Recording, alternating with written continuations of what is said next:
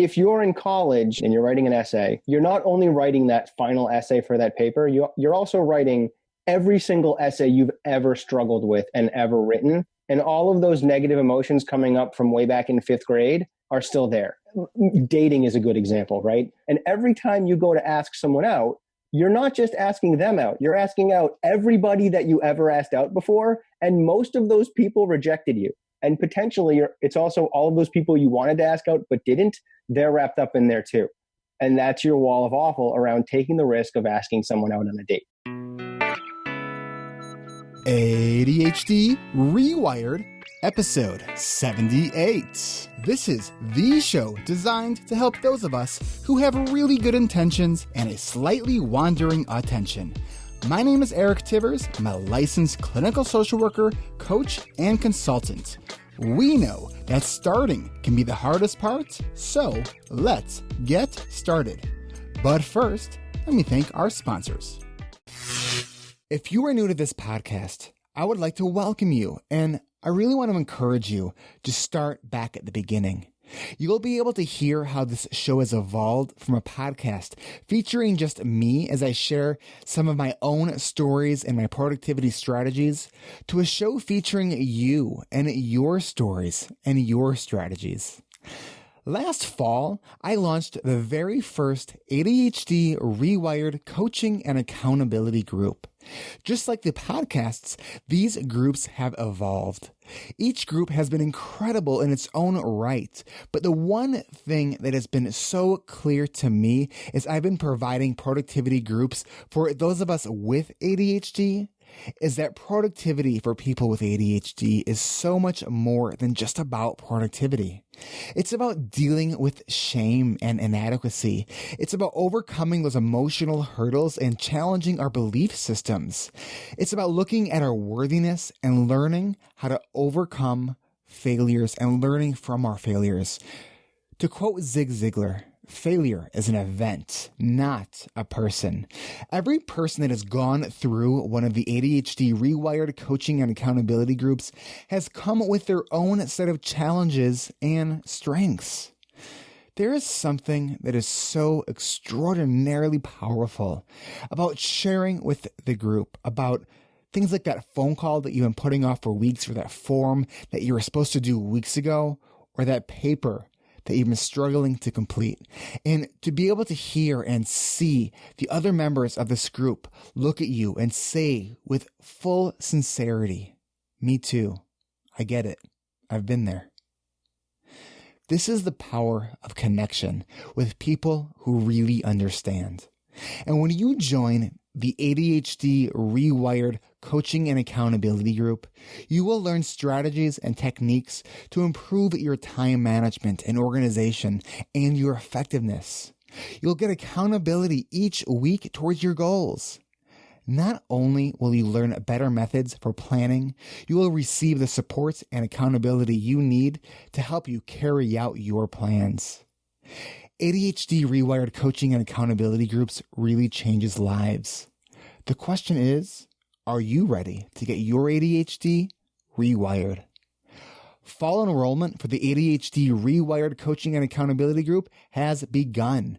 Early registration pricing ends August 31st. Group begins September 14th. Schedule your screening call today, or learn more about the group at coachingrewired.com. That's coachingrewired.com. Oh, one more thing. If you sign up before August 31st, I have a promo code for you that I'm not going to put in the show notes, but I'm only going to say here. Use the promo code GROWTH, and you'll get $100 off registration. You can either mention it just when we talk or add it to the notes when you sign up for your consultation call at my website. Get $100 off registration, but you do have to act now. Early registration ends August 31st. Go to coachingrewired.com. That's coachingrewired.com. All right, last time. coachingrewired.com. Welcome back to another episode of ADHD Rewired. I am here in the virtual studios in Northern Illinois with my guest, Brendan Mahan. Did I get it? Mahan. Whatever. People have been messing up my name for so long, it doesn't even matter. Mahan. And this is what I did for like 2 minutes before we hit record. Is Mahan. Yeah. Brendan Mahan. Mahan. Yep. The worst intro ever, but I'm going to keep going with it. So Brendan is an ADHD speaker and coach. He's a former teacher and a licensed guidance counselor. He works with people of all ages, and his focus is on helping families and schools navigate the effects of ADHD, the effects that it has on home and in the classroom. Brendan is particularly interested in the role of emotions and how that can exacerbate ADHD. He refers to this phenomena in something he calls the wall of awful. Brendan Mahan. Yep. Thanks for coming on the show. Welcome. Thank you for having me. How are you? Great. I'm doing well. It's warm. It's toasty. Yeah. It probably will get toasty in here. My air conditioning seemed louder today, so I decided to turn it off before I hit record here. And so just so everyone also knows, I know Brendan. He has been in the coaching group, the summer coaching group, and this wall of awful. This is something that he mentioned during one of our discussions in our group. And I was like, that's awesome. I want you to come on the podcast and talk about that, because that was killer. So let's just maybe start right there, and then we'll back up and get a little bit more of your story. But what is this wall of awful? So it's my metaphor for explaining the emotional impact of ADHD. And the reason I created it is because often when I work with parents talking about their kids and with their kids and trying to help them navigate having a child with ADHD, although often one parent has ADHD, it's rare that they both do. And even if one of them does, they tend to have difficulty understanding what their kid is going through. And they have difficulty relating to the challenges that, say, a sixth grader is experiencing. Mm-hmm. Why do you think that is? I think some of it is not everyone can remember back to what that was like. I think some of it is if you don't have ADHD, if you're the neurotypical parent, mm-hmm. it's hard to wrap your head around what's going on anyway. And some of it is if you're the parent who does have ADHD, one of two things happen. Either they kind of look at their kid and they're like, I remember that. I handled it. What the heck? Move on. Or it brings up their own wall of awful, their own negative emotions, and they kind of back away or get a little angry or frustrated with it and have difficulty engaging with the challenges that their kid is going through in a way that's sympathetic and empathic. You said it brings up their own wall of awful. So right. Dive let me into get that. The wall of awful so you can explain what it is. So the wall of awful is the emotional barrier that prevents us from engaging in activities that we often fail at. The best example, real world example I have of this is taxes, right? 90% of people don't do their taxes until the last minute because they just don't want to deal with it. That's the wall of awful, because taxes remind us of every sort of little form filling out moment that we've ever had that we were worried we were going to fill it out wrong, because if we fill it out wrong, the IRS is going to kick in our door. And it's kind of like math homework. And not everyone enjoyed math homework. It's just that those tedious assignments that are, mm-hmm. and it reminds us of all of them. Every single tedious thing we've ever done is wrapped up in taxes. And that's the wall of awful. The wall of awful is everything you failed at in a given scenario. Whenever you have to take on that task again, you're doing it again. You're doing again all of those previous activities. So, another good example would be writing an essay, right? Let's say you have to write mm-hmm. an essay. If you're in college and you're about to graduate and you're writing an essay, you're not only writing that final essay for that paper, you're also writing every single essay you've ever struggled with and mm-hmm. ever written. And all of those negative emotions coming up from way back in fifth grade are still there. And you're reminded of that time you had to research Timbuktu and how much you hated that. And even though what you're writing your essay on has nothing to do with Timbuktu, it's still there. Those emotions are still there. Do you know I recently learned that that's actually a real place? I always thought it was a made-up place. No, it's a real place. Lake Titicaca is real too. You know, and that makes perfect sense that not the Timbuktu being real, the past experiences bring up that wall of awful. I remember, I think it was my sophomore going into junior year of college. I had to take a semester off for medical reasons. And so I had this incomplete semester that I was making up. And so I had the worst due date for a paper for someone with ADHD. You know what the worst due date is for someone with ADHD? Tomorrow? No. Actually, forever from now. It would be like 6 months away or something. It's like whenever you get done with it, turn it in. That's the worst due date for somebody with ADHD. And I learned from that experience that if someone tells me that, I say, I don't care. Make up a date, point to your randomly on the calendar, but make up that date and stick and hold me to it. I was working on this paper. I mean, talk about painful. Okay. This is a 3-page paper. I worked on it for 8 hours a day for about 2.5 months. Are you kidding me? For a 3-page paper? Uh-huh. How many times did you revise it? It was so painful for me. I mean, I think there was some depression and anxiety going on there too, but it was, I was recently diagnosed with ADHD. This was, I think, my first year after that diagnosis actually, and was, had some good grades finally for the first time in my life. And I'm like, I gotta keep these good grades up. Like I'm not stupid. I can do this. The paper, if I remember the title of this paper, was America Suffers from a White Superiority Complex. Something like that. So it was a kind of a heady, it was one of my social work courses. And, it was so painful. And so I think that when I approach writing, I am sure that is a huge brick in my wall of my wall of awful. It's more than one brick. Yeah, absolutely. I mean, I remember papers that I lost that I sent it to my room to print it out in college from the library, and file corrupt. I've had that happen. And that was then I pulled my all weaker, which I think I talked about on a prior podcast. Yep. Yeah.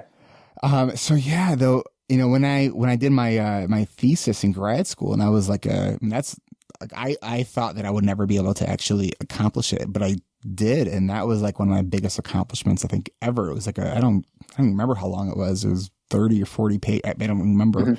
But yeah, writing's always been a challenge, and that's definitely my wall of awful. Like right now, I was asked to write a 100-word article, like a really small thing for Attitude magazine. And I've just been thinking about it. I'm like, if I can just get myself to do it. And there's that little just. I'm like, if I can just get myself to do it. So, all right. Anyway, Brendan, walk me through this wall. What do I do to get around it, get through it? All right. So here's just to break it down a little further. The wall of awful begins to form when we fail, right? Because you have to mess up at something before you start to get negative emotions around it. So every time we fail, we get a failure brick in our wall. But that's not the only brick we get for that failure. Because whenever we fail, we disappoint ourselves. So you also get a disappointment brick. Oh, that sucks. It gets worse. It's going to get a lot worse before it gets better. Okay. So along with that disappointment brick, if you're a kid, you've got parents. So you might get a disappointment brick for mom or a disappointment brick for dad and for your teacher. And if your classmates are involved, you're getting a disappointment brick for them. If you're an adult, you might get a disappointment brick from your spouse without even meaning to, or maybe even potentially your kids, depending on what's going on. Mm-hmm. So the people involved in this failure who are going to be impacted by it, you get disappointment bricks for them. And whenever we disappoint someone, we feel like they're going to reject us socially, whether or not they do. No matter how much unconditional love they show us, there's still that little bit of fear that I made this mistake and they're not going to like me anymore.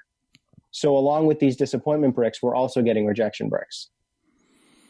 And it builds from there, because now eventually you start to feel guilty. So now you're getting a guilt brick to go along with the failure brick and the disappointment brick and the rejection brick. And the guilt brick eventually becomes a big block of shame in your wall.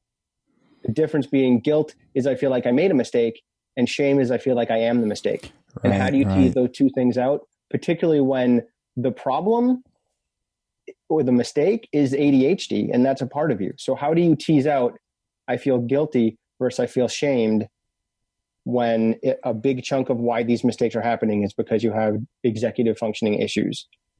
And so that's the wall of awful. And we can go into the executive functioning connections in a little bit, but I'll continue describing it. Mm-hmm. My experience is that generally the wall of awful starts to form around 4th grade for kids with ADHD and kids with learning disabilities. Because that stuff starts to get a little intense at the 3rd grade, 4th grade level. Mm-hmm. And it takes a little while to have experienced these failures to sort of recognize the pattern and have that emotional response.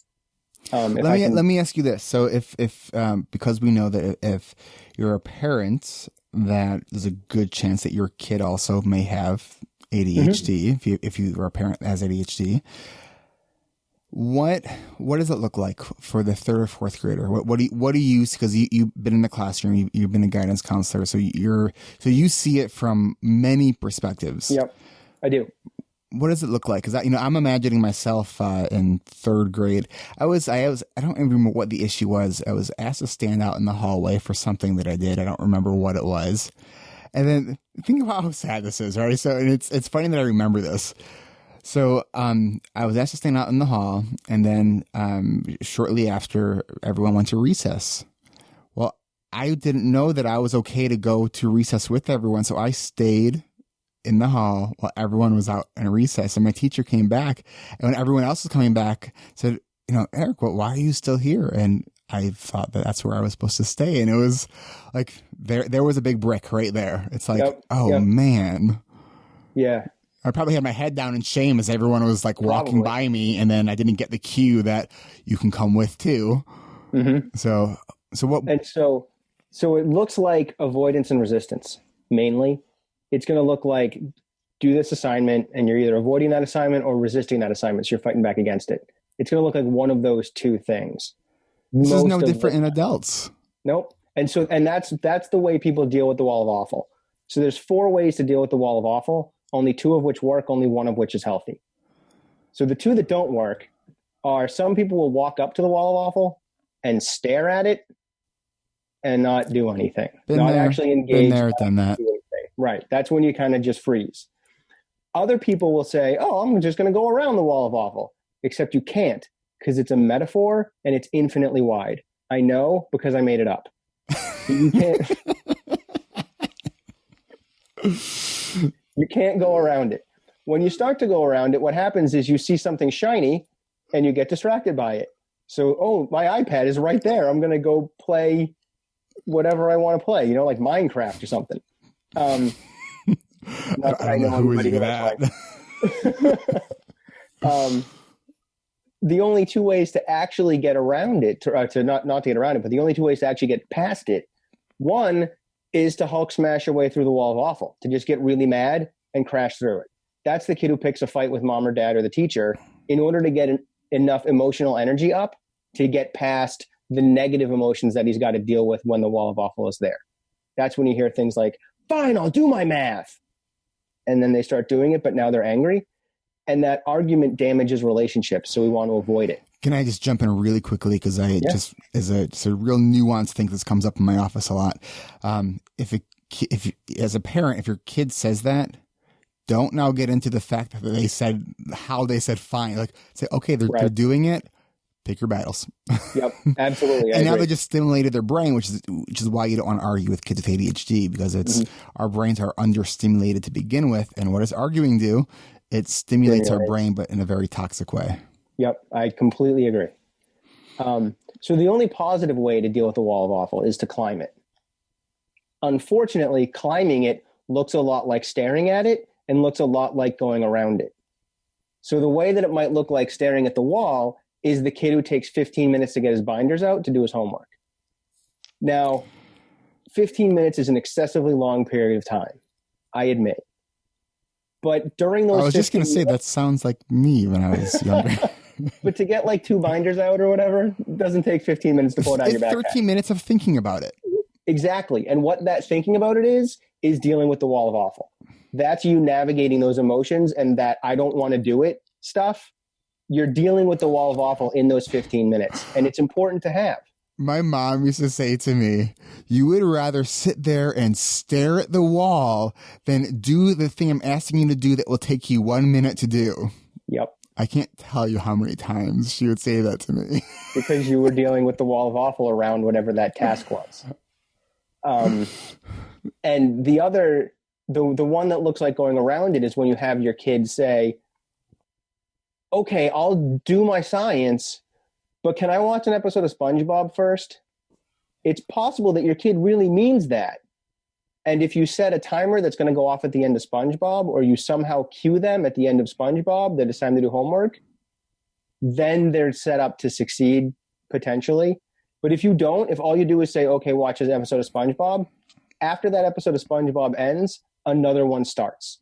And for someone with executive functioning impairments, there's no obvious choice point that says go back and do your homework. It's just you sit there and the TV takes over and you watch 4 episodes of SpongeBob and now mom's yelling at you and you don't understand why. Brendan, have you noticed on Netflix, like for shows, it now just automatically goes to that next episode? Yep. If anyone at Netflix is listening to this, will you please put a setting so you can choose if that happens? Mm-hmm. Yeah, because there's no choice point. Right. And then you're just sitting in front of the TV because you got caught up in that wave. And you don't want to deal with doing that homework assignment anyway. You don't want to deal with that science assignment. So you're willing to sit back and let it take over, even though you're not really making that choice on purpose because you're not cued to start the science homework. You really need that cue. And with parents, I encourage them to look at their kid, pay attention, figure out how are they trying to climb the wall and is it a way that works for them? And either way could work on any given day, but you need help doing it. And one of the best things about the wall of awful is that it gives families a language to talk about some really abstract concepts of emotions and dealing with them. Mm-hmm. Just saying to your kid, are you climbing the wall of awful? And they're like, yeah, I am climbing the wall of awful. As soon as you cue them into that, it doesn't take as long to climb anymore. So that 15-minute binder process takes 5. And we're willing to do 5. 5 we can accept. And it also, I've had situations where I've said, are you climbing the wall of awful? And my clients have said to me, no, I'm just kind of spacing out. Okay, well then do your homework. Yeah. Or do whatever it is that we're supposed to be doing right now. Yeah. And that's yeah, well, it looks like the same behavior can be a completely different function. Right. No, that's a really awesome analogy. I really, really like that. Because I know that, Thomas Brown talks, one of his big things is talking about the role of emotions in ADHD. So I just out of curiosity, are these, what are some of your influences as far as how you think about ADHD?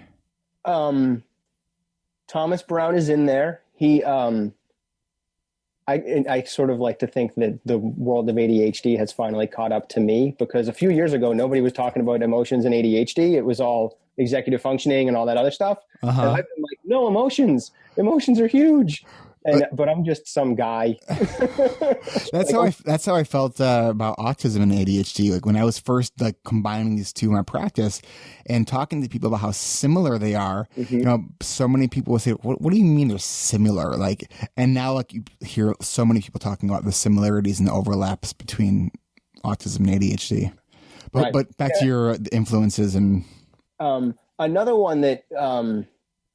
He's not actually an ADHD person, but Guy Winch, who wrote a book called Emotional First Aid. And reading that book really helped me define the negative emotions associated with the wall of awful. Because his perspective on that book is that we teach kids to put a Band-Aid on a cut. We teach kids to ice down a bruised knee, but we don't teach them anything about what to do when they're feeling rejected or what to do when they're feeling hurt by someone else or when they're feeling anxious. We don't teach them how to navigate the emotional side of injury. Mm-hmm. And so his book, Emotional First Aid, discusses that. And it's a great book. Any idea if it's on Audible? I don't know. Well, if it is, and you have not gotten your free download yet, you can go to audibletrial.com/ADHD Rewired for your free audiobook download. So those are some, and I've got I'm in Massachusetts, and I've got a mentor out here named David Nowell, Dr. David Nowell, and some of his stuff with ADHD is phenomenal. He talks a lot about is it important or is it fun, and how people with ADHD will gladly do the fun thing, but tend to have a little more difficulty with the important stuff. Right. And we should really flip how we prioritize things. Well, and that's where I came up with that word important, the stuff that it's important, but we acknowledge that it's boring. And so I think and that's where, and you're right on with this, is the importance of language to describe our experience, so, I don't know if I've ever used this phrase on the podcast, but I use it to a lot of the kids that I work with, is when it comes to like transitioning, is the idea of making a hard stop. So it has that kind of double meaning where you have to kind of slam on the brakes. It's hard stop, but it's also hard to stop. Right. So out of curiosity, do you have any other like little phrases that you use with either yourself or your clients that you can share with us? I do. One of my favorites is that sometimes the ADHD wins, which I use all the time, because if the ADHD won, then you're done. It doesn't have to keep winning. You can just say, okay, ADHD won that battle. Here's a new one. Rematch. And it lets you restart a little bit. Right. Yeah. Rematch. And it also depersonalizes it. It's not that I failed. It's not that I lost. It's that the ADHD won. Mm-hmm. And that helps my clients a lot. That's great. And that's, and there's, when I think about all the things that what it means to have your ADHD rewired, I mean, that's one of those things. It's like the redo, the trying something differently. It's trying until it sticks. And then when that doesn't work, you try something else. And also that it's okay to fail, right? Yes. People with ADHD have it in their heads that they're not allowed to fail, because they often do. They so often fail. I'm a champion at failure. I am a champion at failure. I did a Toastmasters speech a while back. The title of the speech was "I am a failer." As someone who, repeatedly fails. Because that's the thing. It's like we can either shame ourselves from our failures, or we can embrace the failure. Not that it feels good, but we can embrace the lesson that is within anything that we've done that didn't turn out the way we wanted to. I mean, I'm all about planning and productivity and all this stuff. And I shared somewhere that in the last 2 weeks, I didn't touch my planning notebook. I looked at it. I took it out and put it on my desk every day, but I didn't do anything with it. I was in the something I hadn't done for quite some time. I was searching for a new tool because I felt like I was getting bored with my system. And I was searching. I was like, you know what? I'm like, the calls and emails that are coming in, I'm not putting them anywhere. And I was getting kind of flustered by that. And so I just said, you know what? Let me just reset up my old system. And, so it was one of those things just it was hard to get started again with it. And once I got started again with it, I feel like I'm getting back to doing that. And so I like that idea of the ADHD one for those 2 weeks, but now I'm back in the game. And if I can frame that with the wall of awful. Sure. Right. So you're having trouble getting back to your system that's been working for you this whole time. Somewhere in your head, there was probably a voice saying, you haven't done this for 2 weeks. You stink. You completely failed because you didn't do this for 2 weeks. And that voice makes it harder to re-engage with the activity, with, in this case, your productivity system. Yeah. I mean, I think with that, it's for not as much for me. It's more of just the thinking about almost how many tasks have I kind of missed and have fallen off. So it's more of okay, am I going to find those tasks that I have to, go back and dig out of my email inbox and all of those things. Right. So it's more of the rational concern of what ball am I going to drop because I didn't realize it was in the air. Right. But there's still emotion in there. There's still sure. concern around, did I drop a ball? I don't even know I dropped all that anxiety component. Sure. That's there too. And so in that case, that's how the wall of awful was presenting for you and making it harder for you to engage with the task. Another way that the wall of awful can impact stuff is it makes it harder to take risks. So if dating is a good example, right? And we're both married, so we're a little out of that scene. But I was like, where are you going with this? right, we're both married, so we're a little out of that scene. We can think back to when we were dating, and I'm sure there's plenty of listeners that are in the dating scene. And every time you go to ask someone out, you're not just asking them out, you're asking out everybody that you ever asked out before, and most of those people rejected you. Because if someone said yes, you probably went out with them for a while, and you lost 6 months, a year, 2 years, 4 years of not asking anybody out, and then you go back into the dating pool and you ask someone out, and they're like, no, I'm not interested. And potentially, it's also all of those people you wanted to ask out but didn't, they're wrapped up in there too. And that's your wall of awful around taking the risk of asking someone out on a date. I know I was so humored by, like, my brain was just doing this, like, it was like jumping to like past girlfriends. I'm like, oh my God, that was awful. What was I thinking on that relationship? That's all my brain is doing. I was like, oh my, really? Why? Yeah. And that's difficulty that kids that I work with have. Yeah. Particularly when you're working with a kid who sort of marries the ADHD and autism spectrum stuff, or the kid that has ADHD that's really impulsive and has difficulty making friends because of it. Mm-hmm. Those kids trying to make friends, they have to take a risk to do that. Mm-hmm.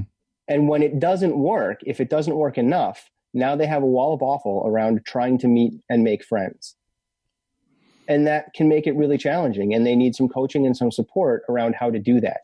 And we don't often talk to kids about that. I was thinking too about adults with that too. I mean, I know that friendship is a big issue for adults too. I mean, even for myself, like, I don't have the number of friends that, I don't have many friends. I mean, I have my wife, I have, it's like, mm-hmm. And for me, it's like, it's a lot of that. And I didn't realize this until later in life, that it's the executive functioning stuff. It's the follow-up. It's the, planning. It's the initiating. It's, right. Getting over how much I hate the phone. It's, yep.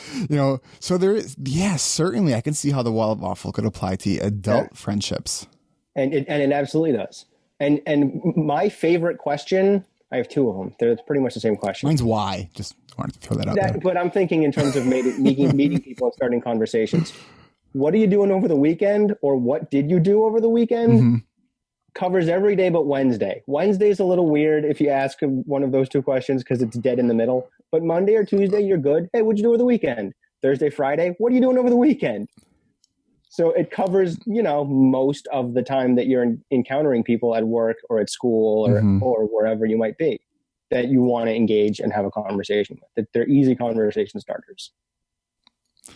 Yeah, no, I mean, I think that's, I think about what are the different areas that haven't been explored that much on the podcast. And I think that is one of the areas is the adult friendships. Yep. So that should be definitely something to be, I'd like to explore.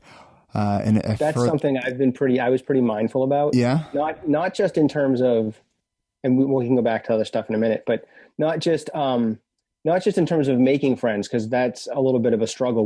My wife and I moved mm-hmm. About 7 years ago, and then immediately had kids. So we had that, like, you're stuck in the house now with infants. Life is until they go to kindergarten. Right, life is different.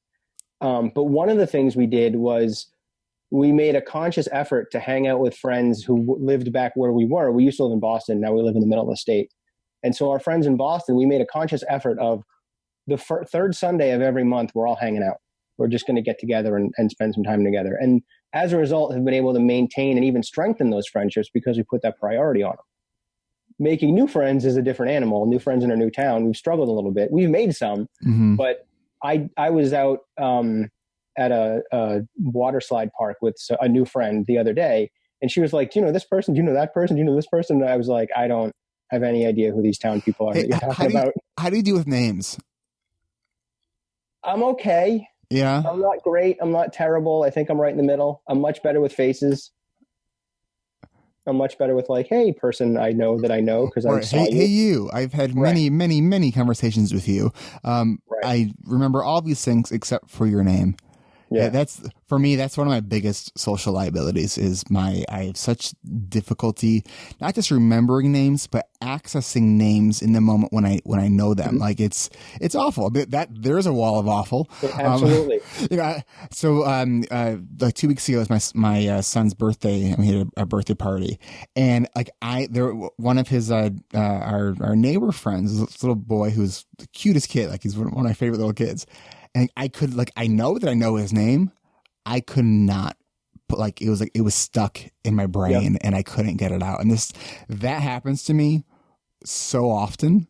I've gotten much better at saying, I'm sorry, I don't remember your name. I do that, but there are certain situations when you're like this little like 2-year-old, they're like, I'm sorry. Right. I mean, not that he would even care, but it's just like, I was talking to my sister and I wanted to like say like who the person was and blah, blah, blah. And it was just like, I couldn't think of the name. And it's just like, all those strategies that like repeat it 3 times, write it down. It's like make these associations. I do all of that. My brain does not cooperate. and another thing, if I'm going into a situation where I know that I'm going to see someone, I'm not going to remember their name, I just tell my wife. Me too.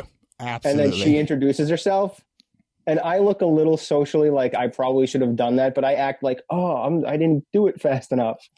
And then she gets the name and I'm like, yeah, no, how's it going? So here's what we're going to do. We're going to take a really quick break, and then we're going to talk about some things maybe outside the wall. Sure. All right. We'll be right back. Learn, grow, and connect. Improve your time management, planning skills, and overall productivity. Chart your course and get support along the way. ADHD Rewired coaching and accountability groups have been providing people just like you a safe and supportive space to achieve your goals, both big and small. From setting and reviewing weekly goals to our adult study hall, when you get those important tasks done, those tasks that are boring and important, we mute our mics with video feeds on and we get to work. Join us for the next ADHD Rewired coaching and accountability group today.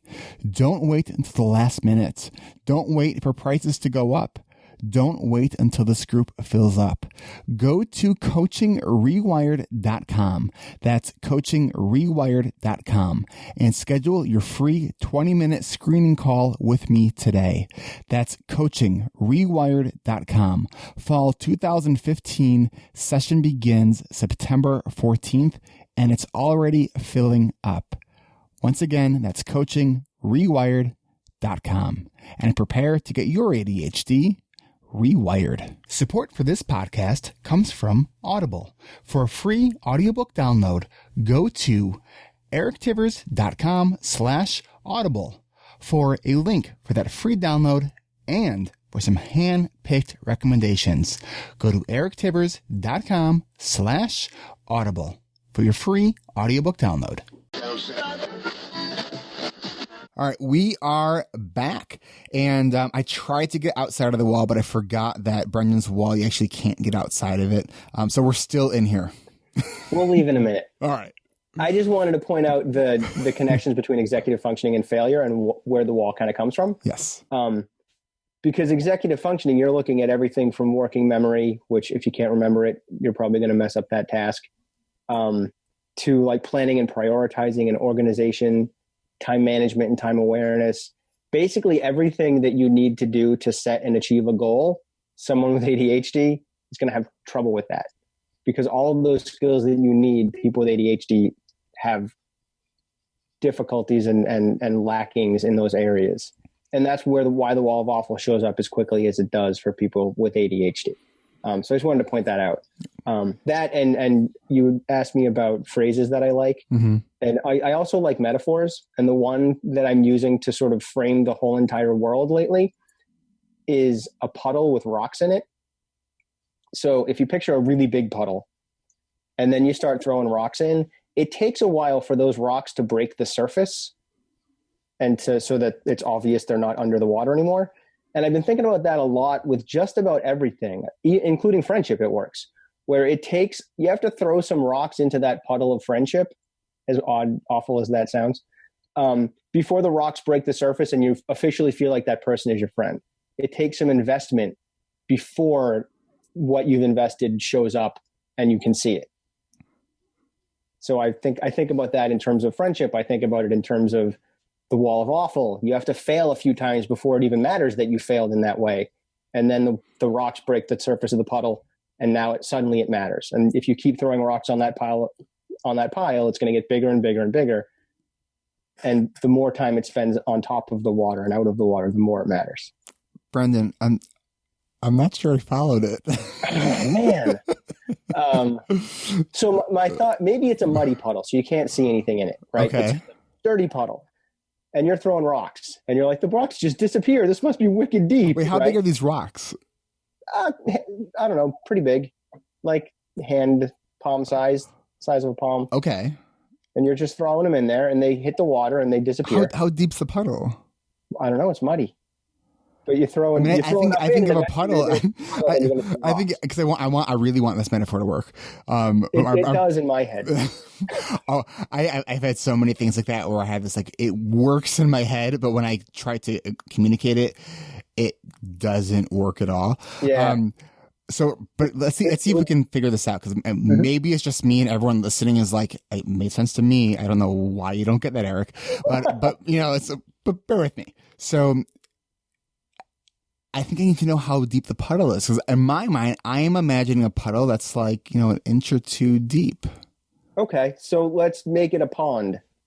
A pond makes sense, or even like one of those 5-gallon buckets of water, a bucket. Let's make it something big. Okay, something between a pond and a puddle.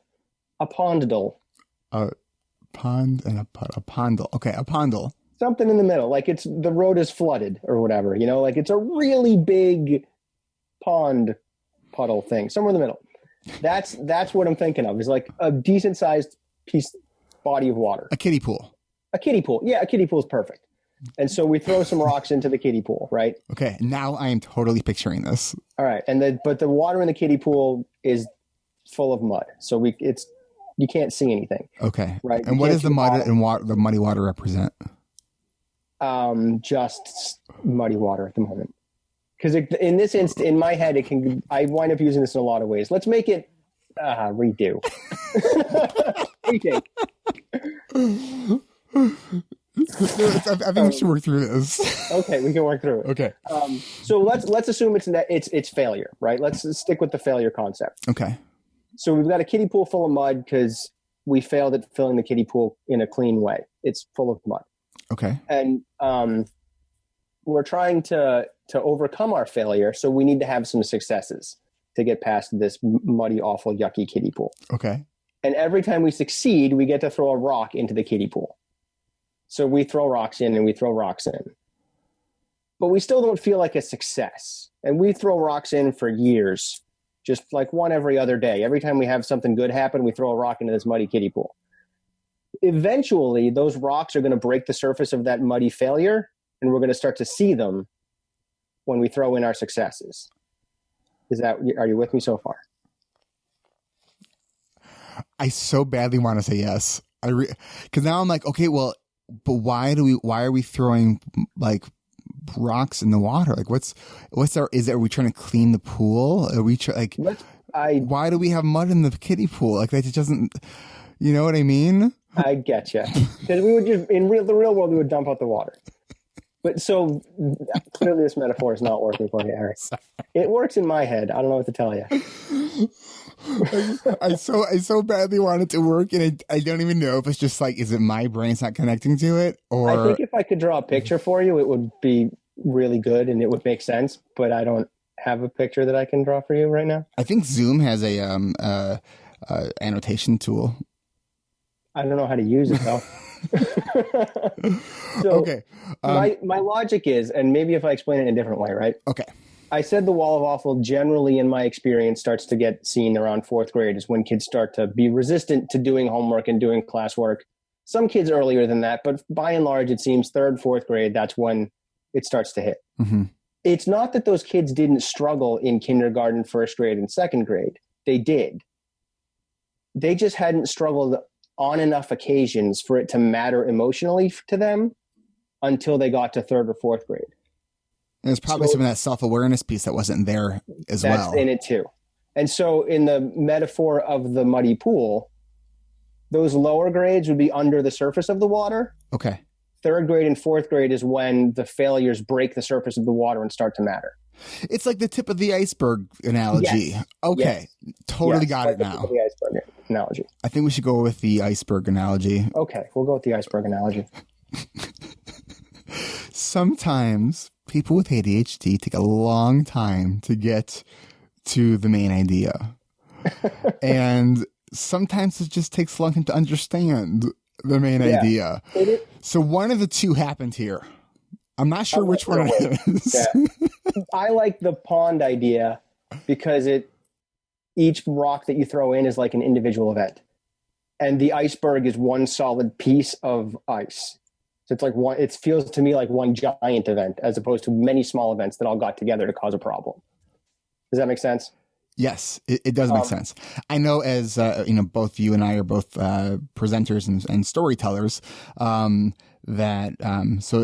so part of my mind was like, okay, like thinking about workshopping the idea of the analogy. Yeah. This is the first time I've presented that particular analogy to anyone who isn't me. So that's been living in my head for about a year. Thank you for stepping in the ring and daring greatly to share it. I do appreciate that. Yeah. I had, and I'm okay with failing. Yeah, it's happens. We take our failure bows, and because what's probably going to happen at some point, you're gonna be thinking about this and be like, oh my gosh, that did not work at all. But what will probably happen is you'll like be thinking about this, and you're gonna I figured out like the perfect link for it to make it all make sense, and so that is awesome then. Yep, absolutely. What I figured out was that I need a visual, because in my head it's very visual. It just doesn't get explained well with words. A 30-second GIF of that would make all the sense in the world. Or I guess it's a GIF. A GIF? A GIF? It's a GIF or a GIF. I never knew if it was GIF or GIF. Yeah, I don't know. So we have a little bit of time left here. Talk to us a little bit about your own ADHD. And when were you diagnosed?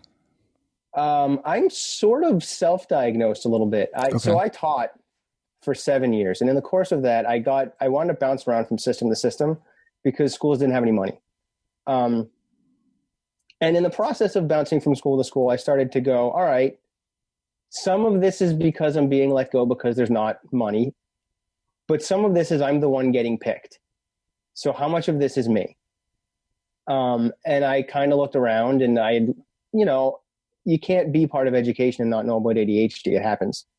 And so I looked into it and I'm like, yeah, I've been saying I probably have ADHD. So I'm going to commit to that. I'm going to dive in with both feet and see if I'm right. Mm-hmm. And so I, went to the necessary people and saw the necessary resources and learned more about it and went, yeah, that's me. And not as intensely as some people and not as intensely as people I've worked with, but I definitely have ADHD. And in the course of speaking with some ADHD professionals, a few of them said to me, you understand this intrinsically in a way that someone with ADHD can't understand it. Mm-hmm.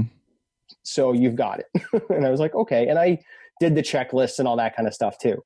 And the ADHD meds worked when I tried them and then I didn't anymore.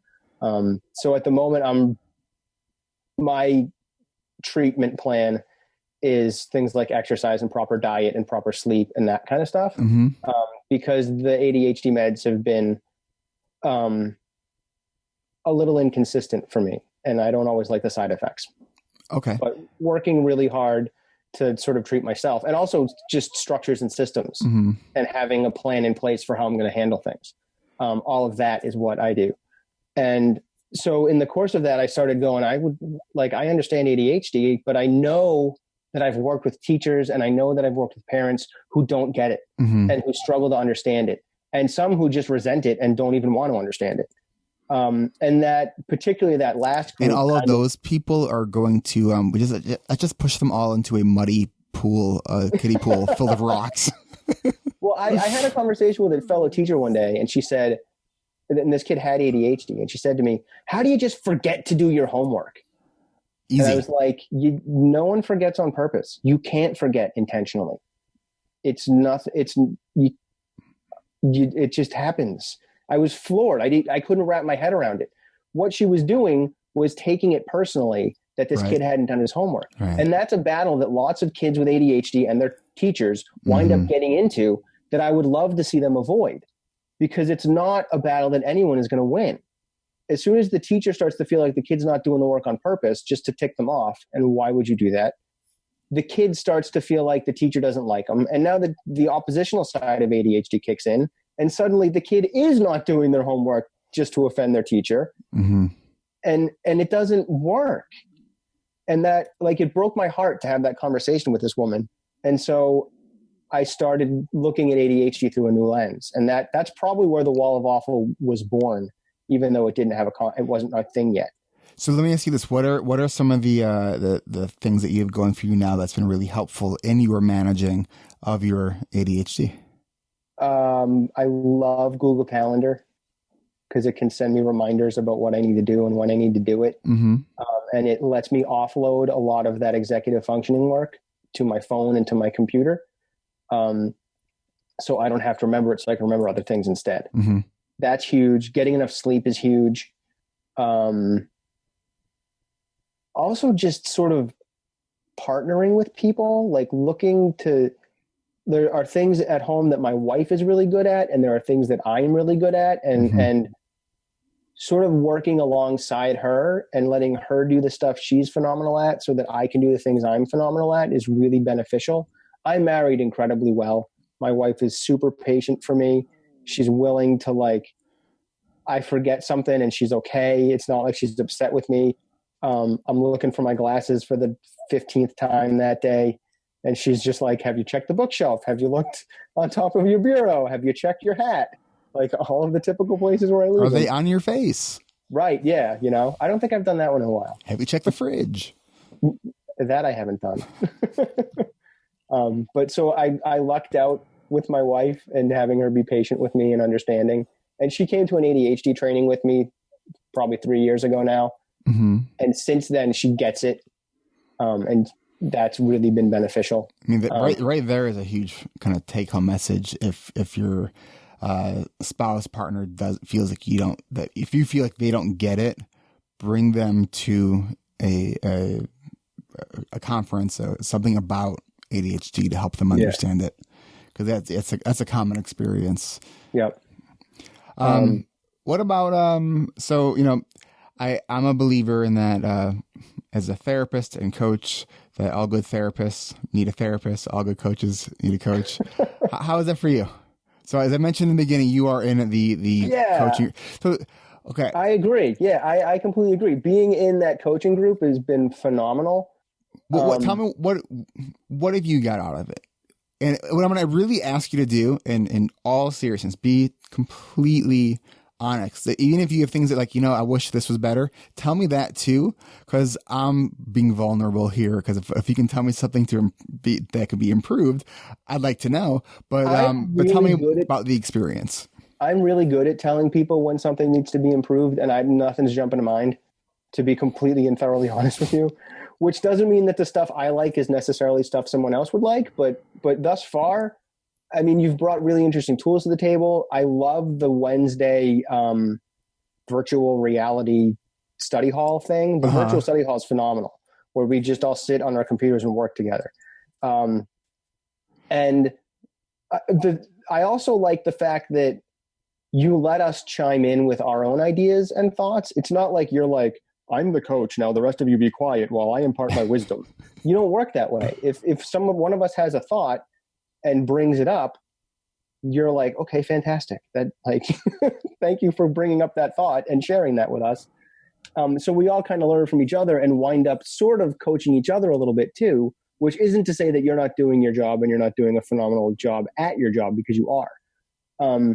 But that's compelling too. And I think we all have so much to learn from each other. I mean, that's right. I learned from you guys as much as, I mean, your Wall of Awful. I was like, dude, that's awesome. You're coming on the podcast to talk about that, because I mean that was in a response, I think, to a conversation we were having about managing emotions. Yep. Let me ask you this: what goals did you have when you started? To get my website up and running, it will be when this launches. It's going to launch like the day before, but it's launching. Tick, tick, tick, tick, tick. Right? Yeah, right. So that'll be up and going. And just some general around the house type stuff. I'm currently looking for a job as a guidance counselor. So that as well. So if you're in the Boston area, you're in Boston, right? Yeah, well, the Western Mass, near Worcester. How awesome would it be if an administrator heard this and they're like, let's get him as a guidance counselor because he clearly gets this stuff. We need someone like Brendan to come on or to come to our school and help us.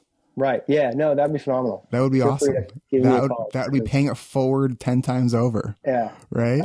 It would be. And even also like obviously my coaching stuff that I do, and people just kind of figuring out what to do with that and how to get that going. And another goal was just to see how you did it, to be completely honest, like to see how do you do it? Because a coaching group is not something I've tried. All of my stuff is like, I literally will go to someone's house if they're in Massachusetts, like within some 45 minutes of me. And I'll go to their house and work with their kid, or I'll go over Skype and work with them that way. I do a lot of consulting over the phone.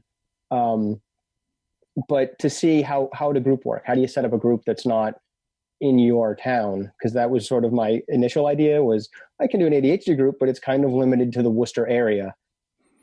And I don't know how well that would go. But now I know Zoom exists, and now I know sort of how you structure that. So there was a little bit of that too. I'm not going to lie. I was hoping that I would prove that I was smart enough to get on the podcast, and I'm glad that I did, but I wasn't, but I wasn't looking to be like, please bring me on your podcast. I was just like, hopefully something I say in the course of this is worthy of Eric inviting me on his podcast.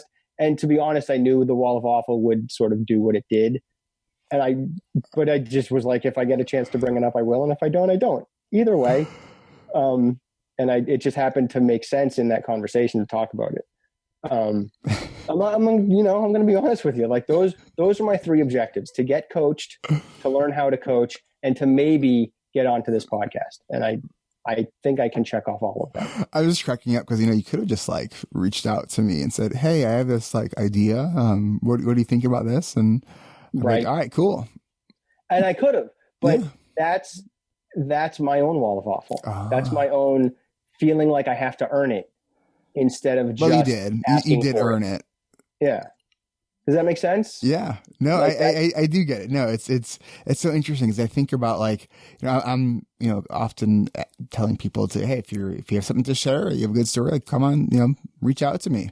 And like, I think about it from the other perspective of, because I have recently just a handful of people come up to me and almost tell me something very similar, that they've had this like lifelong goal to be a guest on someone's podcast. I'm like, so come on my podcast. It's, it's like the bar is kind of low. I mean, but if you've never done it, and I've never been on a podcast, if you've never done it, it feels like a big step. I mean, for in my process of how since I don't like to do emailing back and forth because I'm a verbal processor, so I don't like to write back and forth. I always set up this kind of 15-minute pre-interview for kind of basically screening all my guests and just going over the technology piece to make sure it's a good interview. And I think out of all the people that I've talked to, I've only had, I think, one person that I said this wasn't going to be a good fit. And I've had, I think, a total of 2 interviews that I've never aired, just because it was just, I don't know, it was weird. Either there was some weird technology stuff, or the conversation was just like, I felt like we were just not in sync. Down in a pond metaphor in the middle of it. But I think now too, like I wonder if because the 2 interviews that I didn't air were like a year ago. I wonder if I would have been more okay with airing the more imperfect interview. So I don't know. It's I feel so fortunate doing this podcast. This is fun for me. It's like, wow, I look at this will be, I think, episode 78. 8 or 9. I can never remember what episode I'm on. But I'm like, damn, like I haven't missed an episode. Like that's freaking awesome. Yep. You know, it's like I give myself a big pat on the back for that, and I'm not ashamed to say that. You know, it's like you deserve a big pat on the back for that. That's huge. The fact that I have not missed an episode, and I've really been trying to focus on not like doing the frantic of, oh man, it's Wednesday, I have no guests lined up for this week. Crap, I guess I got to call Tom Nardone again. And which is fine. But so I've really been trying to do more forward planning, and now I'm like, I have tentative guests scheduled all the way out to like mid-November. I'm like, sweet, nice. It feels That's really awesome. Good. It feels good having that kind of flow in place. But man, I've been glad that you've been in the group. You've been a really great asset to being in the group. You definitely have a lot of insights just into, I think we all have different perspectives, and I think you have unique perspectives that are helpful for others. And so I'm just thank you for being part of the group and coming on the podcast. Yeah, thank you for having me. But before I let you go, I do have to invite you to the random question round. You do. This is the part of the show that has nothing to do with ADHD, which then paradoxically has everything to do with ADHD. Are you ready? I am. Okay. First question is, tell me an invention or an improvement on a product or something that will just change something. So when I taught, I had a kid who had a cochlear implant, so he was deaf and he had an implant to help him hear. Mm-hmm. And we had this microphone that we handed around whenever we needed to like talk, because the microphone would connect to the implant and then he could hear what was being said. The problem was, in a class of 20, 25 kids, handing that microphone from one side of the room to the other is just disruptive and slows everything down. So what I would like to see would be a Nerf ball with a microphone in the middle of it that's hinged, so you can open it up, and when you open it up, the microphone turns on and you can talk into it. When you close it, the microphone turns off, so then you can throw it across the room and someone can catch it, open it, and talk into it. Wow. That's awesome. Thank you. Awesome. Yeah. Wow. Thank you. Huh. It also draws the attention of everyone in the class who's listening, because they would watch the ball and then know who's talking because they would follow it visually. Can it also like light up when it throws, when it's being thrown? That would be disruptive. That next level of disruptive. but when that part of like it turns on and off when it's open and closed, like that's awesome. That's very cool. Yeah, I have no idea how to make it, but I would love it if that was a thing that existed. Okay, so I want to bring the random question round into this wall of awful. Sure.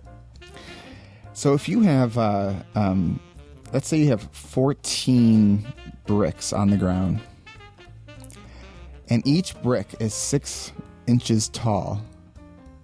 Okay. How many bricks would you need for it to be 10 feet tall? So 14 bricks, and they're each 6 inches tall? Well, if they're 6 inches tall and you want it to be 10 feet, then you're going to need 20 bricks. And that's assuming they're piled one on top of each other and you're not just spreading them out across the ground. And I'm cracking up because I don't even remember the first part of my question. So if you did... I did the math right. Did you listen to it? Actually, but there's going to be mortar between them, and depending on how much mortar the bricks, that might reduce it from 20 bricks. Maybe you could do it with 14. I don't know. Did you listen to the interview that I did with John Lee Dumas? I think it was episode 30, of Entrepreneur on Fire. So in his podcast, he has this whole lightning round that he does, and his last question in his lightning round is, you have a laptop, $500, and something else, and you don't know anybody. Like, what do you do, basically? So I took that, like, I spun his question when he was on the show and just turned it into a math story problem. This man, like, he solved it. Like I just asked him 1 + 1, and I was just like, "Holy crap!" We totally like. There's your proof that you don't have ADHD, because I have no idea. Like, I gave him all this irrelevant information to like throw him off, and it was just like he just answered the question. Like, it was simple, And I was just like, I was in such awe of that. It's like, wow. Like that is the, besides he's like a millionaire and I'm not, that's one of the differences between me and him. Right. Okay. So, thinking of one more on the wall analogy. You ever seen the movie Pink Floyd, The Wall? Yes, when I was in college. I only kind of remember it. Why is that? Because I only saw it once. And it's not Star Wars. I could do Star Wars all day.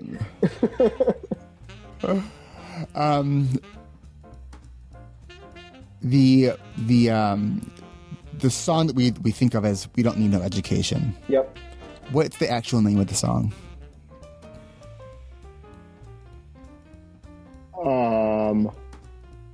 I don't know. Dark Side of the Moon. No, I know that's the album. That hurt. I know that's an album. I know. I genuinely have no idea. I think it's Another Brick in the Wall Part 2. There's 3 parts to All right. that song. All right. That was. I almost said Another Brick in the Wall too, but I was like, that can't be right. Sometimes the most obvious answer is the right answer. That was one of my favorite movies. I've seen that many, many, many times. I would love to see the live show of it. Because they build a whole wall on stage. That's cool. Do a YouTube search for it. It's pretty awesome. Yeah. All right. Anyways, that is all the time that we have. Brendan, thank you again for coming on, and tell us where people can reach you. So you can find me at adhdessentials.com. You can send me an email at bmahan, MAHAN, at adhdessentials.com. And also on Facebook, there's an ADHD Essentials on Facebook. And that's about it. That's me. Brendan, thank you so much for coming on. Thank you. All right. Bye-bye. Thank you for listening to another episode of ADHD Rewired. And if you're new to the show, welcome to ADHD Rewired. We are more than just a podcast. We are a community focused on learning, growing, and connection. You could see a full outline of this and all other episodes with all the links and other resources mentioned during this interview at ADHDrewired.com. Help support this podcast by checking out my sponsors. I use Zoom video conferencing nearly every day, and so can you. Go free or go pro. But please, go to erictivers.com/Zoom so they know that I sent you. And you can get a free audiobook from Audible at erictivers.com/Audible. And next time you shop Amazon, use the Amazon search portal at ADHDrewired.com. A small percentage of your purchase will go to support this show, and it doesn't cost you anything extra. You can also support this podcast by leaving an honest rating and review in iTunes or Stitcher. This really helps other people find this show. And don't forget to hit subscribe so you never miss an episode. Don't just be a passive listener, be an active member of the ADHD Rewired community. We are on Facebook. You can like our page, but please submit your request to join our free and growing community. And don't forget to check your other inbox because I screen everybody before they come into our community. Looking for a coach? If you're still listening at this point and you answered yes, come to my website at ADHDrewired.com and schedule your free 20-minute consultation, or call me at 224-993-9450. Is your school, business, or organization hiring speakers? I provide fun and engaging presentations full of practical solutions that both educate and entertain. Hire me for your next professional development day or corporate training event. Go to ADHDrewired.com/talks. Thanks for listening. I'll catch you next week.